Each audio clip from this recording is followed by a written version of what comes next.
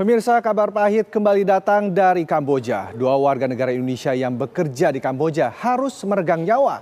Rizal Sampurna yang berasal dari Banyuwangi dan Iwan Syahab dari Bekasi. Keduanya ditenggarai menjadi korban perdagangan orang. Lalu bagaimanakah pemerintah mengantisipasi perdagangan orang di Kamboja? Patroli siber dilakukan secara intensif untuk menyisir keberadaan mafia perdagangan orang berkedok iklan lowongan kerja. Efektifkah?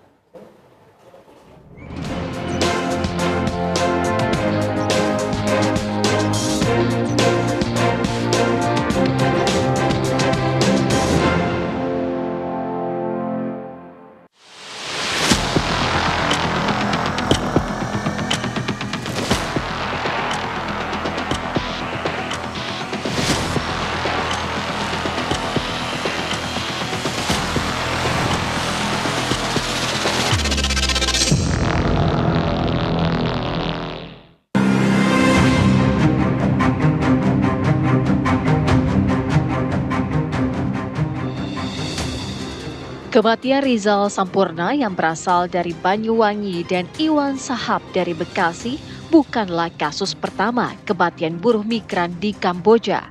Meski belum ada catatan resmi, jumlah WNI tewas di Kamboja tahun 2024 mencapai 92 orang. Angka ini terus meningkat dibanding tahun sebelumnya. Jumlah ini berbanding lurus dengan jumlah WNI yang bekerja di Kamboja yang terus meningkat. Pada tahun 2024, jumlah WNI yang masuk Kamboja sebanyak 166.179 orang, melonjak 11 kali lipat dibanding tahun 2020 yang hanya 14.564 orang. Lantas apa yang membuat warga negara Indonesia dengan mudah tergiur bekerja di Kamboja? Apakah mereka sudah mengetahui resiko dan juga pekerjaannya? Karena kan di sana kita juga banyak dapat info itu dari grup Telegram.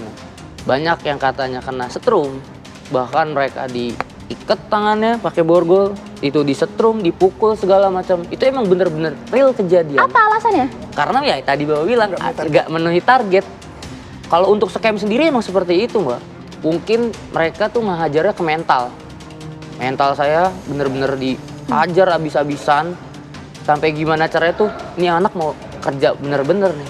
Ya kalau untuk saya pribadi, saya bener-bener ditekan, ayo kata dia, naikin transaksi lo. Karena di sana kan mereka tuh mainnya transaksi kan. Bisa bilang kayak gitu.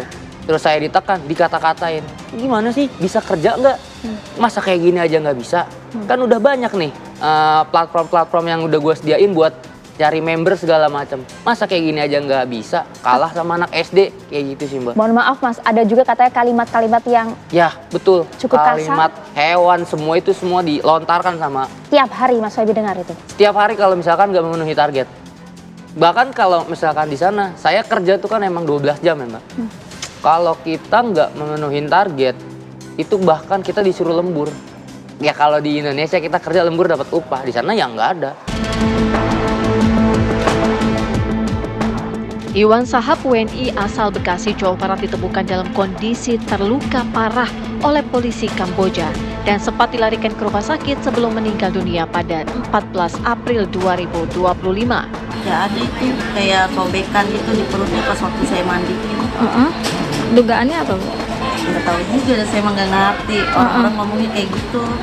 Saya juga ginjal diambil. Iya, ngomongnya pada kayak gitu tuh ginjalnya diambil. Rizal Sampurna WNI asal Banyuwangi, Jawa Timur yang dikabarkan meninggal dunia pada 7 April 2025 di Kamboja sempat menghubungi ibunya dan mengatakan ia bekerja dengan tangan diborgol.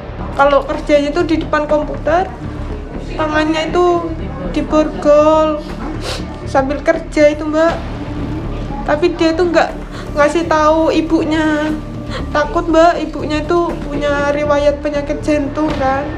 16 itu masih berhubungan masih sama saya. Yang terakhir itu, yang terakhir kali dia ucapkan, doakan Bu, saya selamat Bu.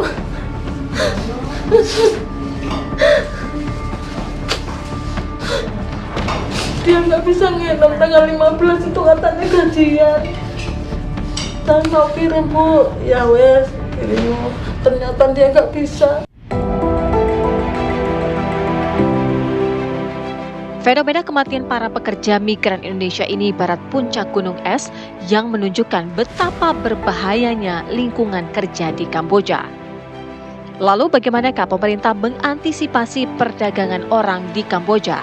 Sebenarnya PR besar kami ke depan ini mensosialisasikan, mengkampanyekan secara masif bagaimana supaya orang yang mau bekerja itu tidak dilarang. Silakan, tapi bagaimana dia prosedural. Sehingga kalau dia prosedural, kami punya keyakinan dengan data yang ada ini, data ya, itu mereka ini aman, Pak. Aman. Tapi kalau nggak prosedural, aduh, nggak aman sama sekali.